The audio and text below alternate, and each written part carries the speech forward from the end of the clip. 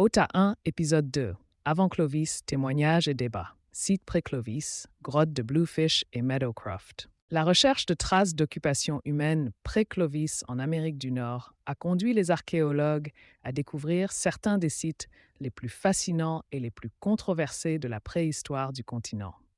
Parmi ceux-ci, les grottes de Bluefish au Yukon, au Canada, et l'abri sous roche de Meadowcroft, en Pennsylvanie, se distinguent comme des sites clés, chacun apportant un éclairage unique sur la vie des premiers Américains et la nature de leur migration.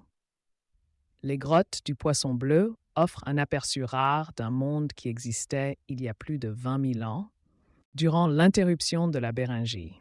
Situées près de la rivière du Poisson bleu, ces grottes sont importantes non seulement pour leur découverte archéologique, mais aussi pour les informations qu'elles apportent sur l'environnement de l'ancienne Béringie. Des fouilles menées à la fin des années 1970 et au début des années 1980 ont révélé une mine de restes animaux, dont des ossements d'anciennes mégafaunes comme le caribou et le cheval, ainsi que des outils suggérant une présence humaine. Les artefacts découverts sur ce site indiquent que les habitants étaient des chasseurs hautement qualifiés, experts dans l'exploitation des ressources de leur environnement. L'un des témoignages les plus convaincants des grottes du Poisson bleu est la présence d'outils en pierre datant d'environ 24 000 ans, suggérant une occupation humaine de la région durant le dernier maximum glaciaire. Ces outils, façonnés avec une précision témoignant d'une connaissance approfondie de la technologie lithique, comportent des pointes similaires à celles associées à la technologie Clovis ultérieure, soulevant des questions sur la continuité et l'évolution des traditions de fabrication d'outils. La découverte de ces artefacts a suscité des débats parmi les chercheurs, certains suggérant qu'ils pourraient représenter un groupe culturel distinct antérieur au peuple Clovis, tandis que d'autres plaident pour une explication plus complexe du développement technologique et des migrations. Le contexte environnemental des grottes du Poisson bleu est tout aussi significatif. La zone constituait probablement un refuge durant les rudes conditions climatiques du dernier maximum glaciaire, offrant un habitat stable aux populations humaines et animales. Cela suggère que les habitants des grottes du Poisson bleu étaient non seulement des survivants, mais aussi des innovateurs, adaptant leur stratégie au changement du paysage. Les traces de pratiques de chasse, notamment le dépeçage du gros gibier, soulignent l'ingéniosité de ces premiers peuples face aux défis de leur environnement.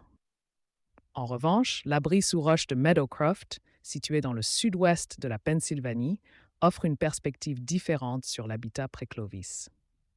Ce site a retenu l'attention pour sa vaste stratigraphie qui a permis une compréhension plus détaillée de l'activité humaine sur des milliers d'années. Les fouilles ont mis au jour des couches d'artefacts datant d'environ 16 000 ans, ce qui en fait l'un des plus anciens sites archéologiques connus d'Amérique du Nord. Les artefacts découverts à Meadowcroft comprennent des outils, des foyers et des traces de transformation des aliments, témoignant tous d'un régime alimentaire riche et varié, composé à la fois de ressources végétales et animales. La présence de foyers suggère que les habitants n'étaient pas seulement des chasseurs, mais aussi des cueilleurs qui exploitaient la flore diversifiée de la région. Ce mélange de chasse et de cueillette indique une approche flexible de la subsistance, qui aurait été essentielle à la survie dans le climat fluctuant du Pléistocène tardif. L'un des aspects les plus significatifs de Meadowcroft est le débat permanent autour de la datation de ces artefacts. Les premières affirmations d'une présence humaine sur le site, il y a 19 000 ans, ont été accueillies avec scepticisme, ce qui a conduit à des examens approfondis et à des recherches plus poussées. La datation au radiocarbone d'échantillons de charbon de bois et d'artefacts associés a permis d'affiner la chronologie, mais des questions subsistent quant à la fiabilité de ces dates et à leurs implications pour le récit plus large des migrations humaines vers les Amériques. Certains critiques affirment que les preuves de Meadowcroft pourraient être le résultat de processus naturels, tandis que les partisans maintiennent que le site représente un enregistrement légitime de l'activité humaine avant l'horizon Clovis. Les découvertes contrastées des grottes de Bluefish et de l'abri sous roche de Meadowcroft soulignent la complexité de l'occupation humaine primitive en Amérique du Nord. Si les grottes de Bluefish offrent un aperçu d'un contexte culturel et environnemental spécifique, Meadowcroft offre une vision plus large de l'adaptabilité et de la résilience des premières populations. Ensemble, ces sites remettent en question l'idée d'une migration unique vers les Amériques, suggérant plutôt une série de mouvements et d'adaptations s'étalant sur des millénaires. De plus, les implications de ces découvertes dépassent les simples chronologies et les débats archéologiques. Elles nous obligent à reconsidérer la notion d'être humain dans un monde en rapide évolution. Les habitants des grottes de Bluefish et de Meadowcroft n'étaient pas des observateurs passifs de leur environnement, ils y participaient activement, façonnant leur paysage, tissant des liens et développant des technologies qui leur permettraient de surmonter les défis de leur époque. À mesure que les recherches se poursuivent sur ces sites et sur d'autres sites pré-Clovis, le récit des Amériques évoluera sans aucun doute. Les vestiges mis au jour dans les grottes de Bluefish et à l'abri sous roche de Meadowcroft rappellent la riche histoire humaine. Antérieure au récit plus familier des chasseurs Clovis et de leurs descendants. L'exploration continue de ces sites enrichit non seulement notre compréhension des premiers êtres humains en Amérique du Nord, mais nous invite également à réfléchir à la résilience et à l'ingéniosité de ceux qui ont été les premiers à s'installer sur ce territoire vaste et diversifié. Ce faisant, nous commençons à apprécier la profondeur de l'expérience humaine, inscrite dans la trame même de l'histoire du continent bien avant l'arrivée des Européens. Débat sur la chronologie et les itinéraires des premiers peuples.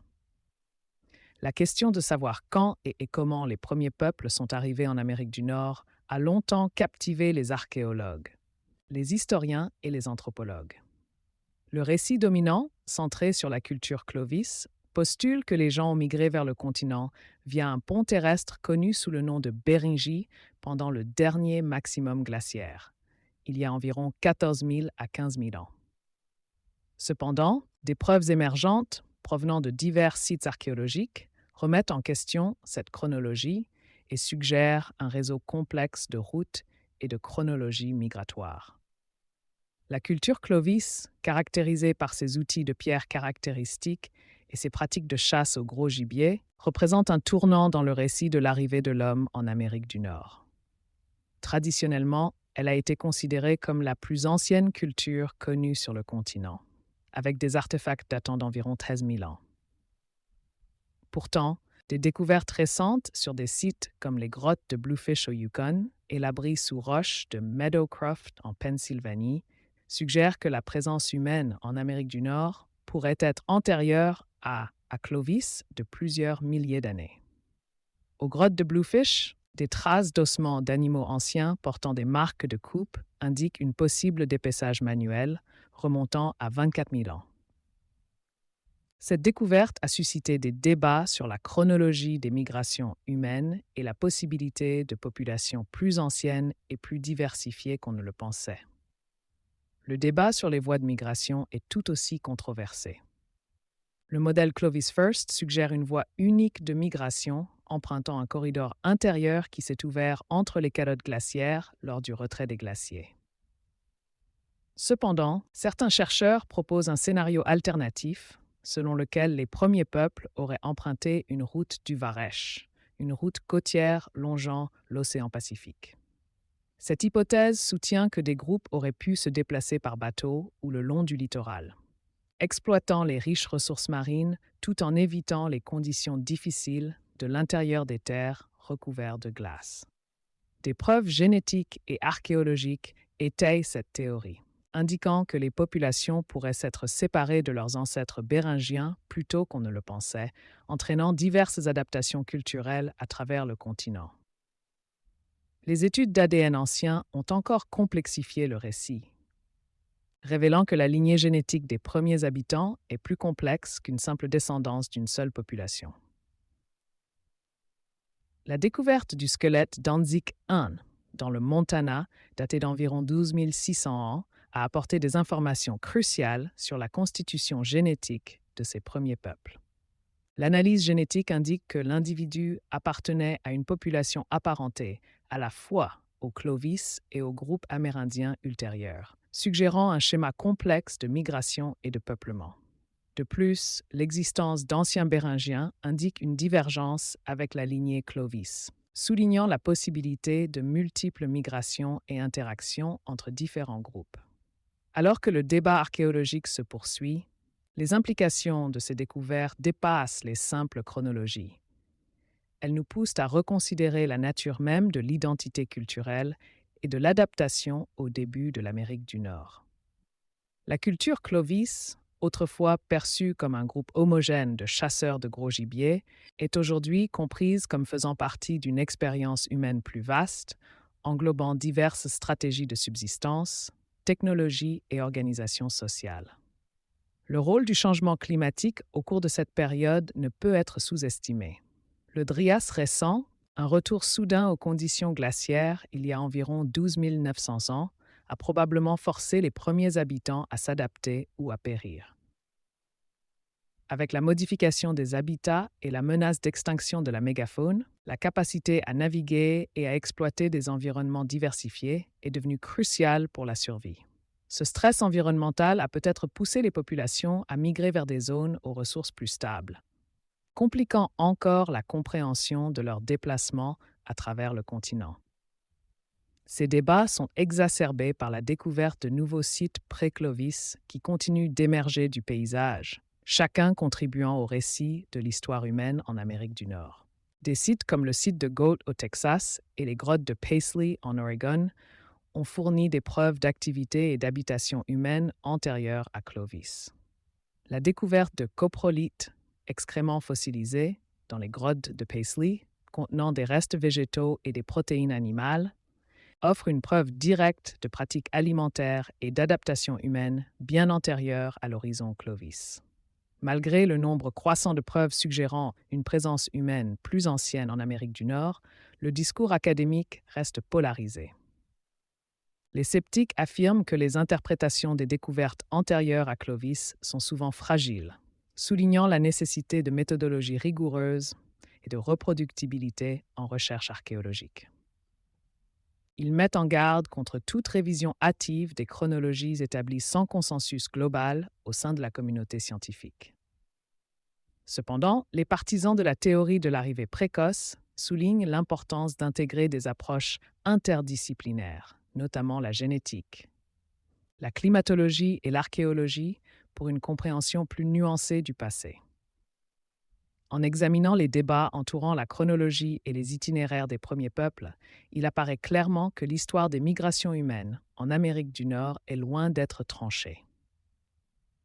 À mesure que de nouvelles preuves apparaissent, nous sommes contraints de reconsidérer nos hypothèses, en intégrant la complexité des expériences humaines qui ont façonné ce vaste continent.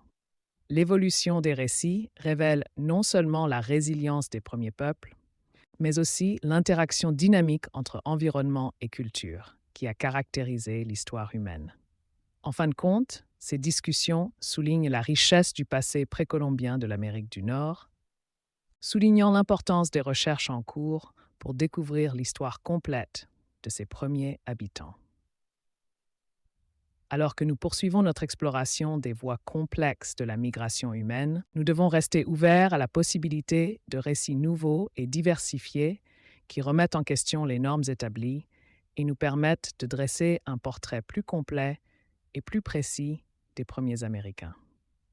Le rôle de l'ADN ancien dans la compréhension de la migration. L'avènement de l'analyse de l'ADN ancien a profondément transformé notre compréhension des schémas migratoires humains, notamment ceux des premiers peuples des Amériques. Alors que les chercheurs et les archéologues s'interrogent depuis longtemps sur la chronologie et les itinéraires des premiers habitants, l'ADN ancien s'est imposé comme un outil essentiel, complémentaire des méthodes archéologiques traditionnelles. Cette nouvelle couche de preuves a non seulement apporté des éclairages sur l'histoire démographique des populations anciennes, mais a également suscité des débats sur la complexité de ces premières migrations. Au cœur de la révolution de l'ADN ancien réside la capacité d'extraire du matériel génétique de restes humains enfouis depuis des milliers d'années. Les premiers échantillons, tels que ceux de la sépulture d'Anzik I dans le Montana, ont livré des informations précieuses. Anzik I, un enfant ayant vécu il y a environ 12 600, a été découvert avec un riche ensemble d'outils et d'artefacts Clovis, suggérant un contexte culturel significatif.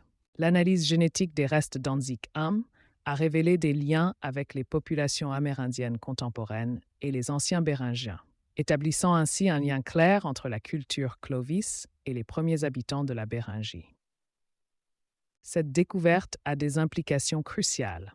Elle suggère que le peuple Clovis, autrefois considéré comme un groupe isolé, faisait en réalité partie d'une population plus vaste et plus interconnectée, descendant d'anciens migrants béringiens. Le rôle de l'ADN ancien va au-delà des cas isolés, comme Anzik I. Il a permis une meilleure compréhension du paysage génétique de l'Amérique du Nord. Par exemple, l'identification d'une lignée génétique liée aux anciens Béringiens, qui vivaient en Béringie pendant le dernier maximum glaciaire, a permis de dresser le portrait d'une population diversifiée ayant existé avant la grande migration vers le sud. Cette lignée apparaît distincte de celle des populations ultérieures qui se sont répandues sur le continent, ce qui suggère des schémas complexes de migration et d'adaptation qui remettent en question la notion jusqu'alors répandue d'une vague migratoire unique. Le débat se poursuit quant à la chronologie et au nombre des migrations, notamment en ce qui concerne les routes côtières et intérieures. Des données génétiques suggèrent que, si l'immobilité béringienne a pu donner naissance à une population qui s'est ensuite dispersée, la présence d'une diversité génétique chez les premiers Américains indique de multiples vagues migratoires. Certains chercheurs plaident en faveur d'une importante route côtière, souvent appelée autoroute du Varech, qui aurait permis aux premiers peuples de voyager le long de la côte pacifique et d'exploiter les ressources marines. Cette hypothèse est confortée par des découvertes archéologiques sur des sites comme les grottes de Paisley, en Oregon, où des coprolites, des matières fécales fossilisées, ont été datées d'environ 14 300 ans, suggérant une présence humaine bien avant l'horizon Clovis. À l'inverse, le corridor intérieur, devenu accessible avec le retrait des glaciers, a également été confirmé par des études génétiques.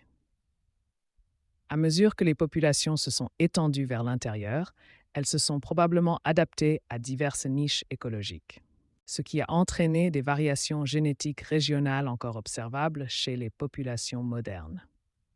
L'ADN ancien a éclairé la manière dont ces premiers groupes interagissaient et s'adaptaient à leur environnement, révélant une interaction dynamique d'influences culturelles et biologiques. Les implications de ces découvertes se répercutent également sur notre compréhension des pratiques culturelles. Des études génétiques suggèrent que les migrations n'étaient pas de simples déplacements physiques, mais impliquaient également le partage de technologies, de langues et de structures sociales. Cet échange culturel est manifeste dans les traditions lithiques qui ont suivi la période Clovis, telles que les cultures de Folsom et de Plano, qui témoignent d'innovations technologiques qui n'auraient pas émergé de manière isolée.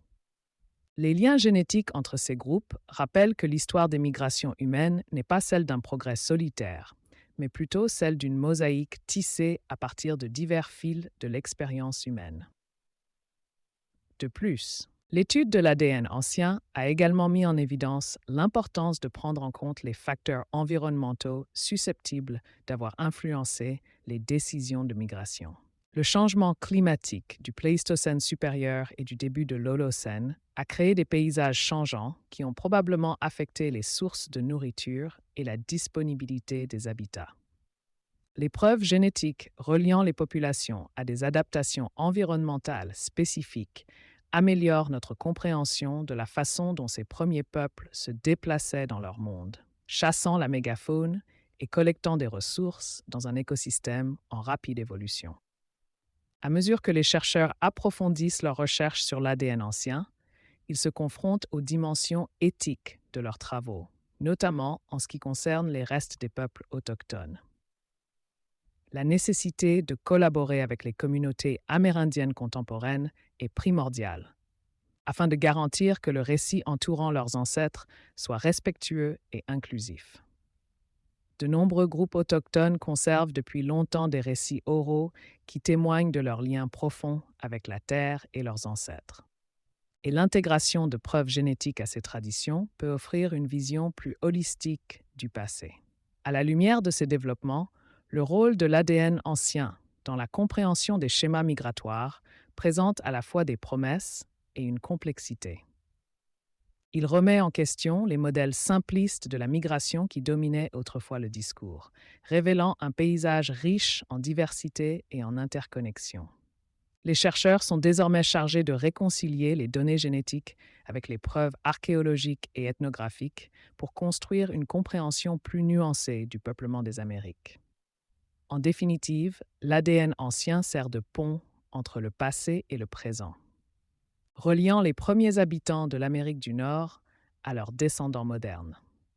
À mesure que ce domaine évolue, il offre le potentiel d'éclairer non seulement les voies migratoires de ces premiers peuples, mais aussi la riche mosaïque de cultures qui ont émergé en réponse à leur environnement.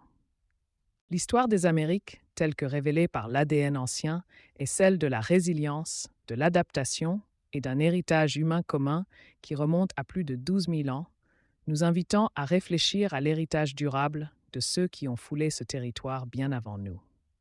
A Civilization Billnet net Amazon.com Gina Constant. Reconstruire la civilisation une voie à la fois.